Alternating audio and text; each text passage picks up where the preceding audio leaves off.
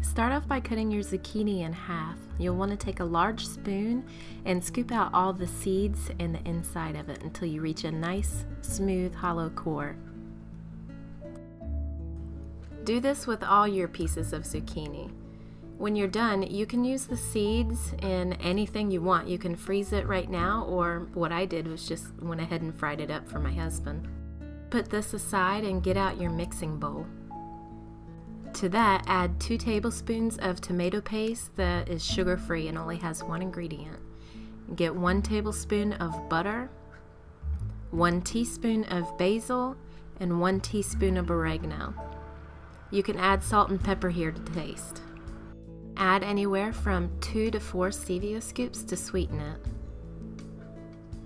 Start off by adding 1 tablespoon of water and go ahead and mix it up.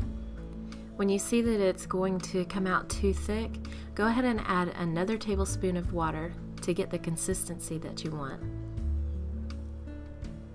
This is starting to look pretty good right here. Okay, get your zucchini. You're going to want to slice off just the very bottom of the zucchini so they can lay flat on the pan. I've already sprayed this pan with some non-stick cooking spray.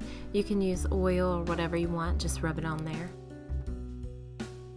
Grab your tomato sauce. You're going to want to put on a very thin layer of this tomato sauce all over the zucchini boats. Just fill all of them up. If you put too much on, it's going to get really messy, so just keep a very thin layer on there. We're just making cheese pizza boats today, so I didn't put any meat on them, but I did fill them up quite full with cheese, so they're very cheesy and delicious. I have my oven preheated to 200 degrees Celsius, 400 degrees Fahrenheit. Just popped them in there for 30 minutes and let them cook. This is what it looks like after it's done. They are so good.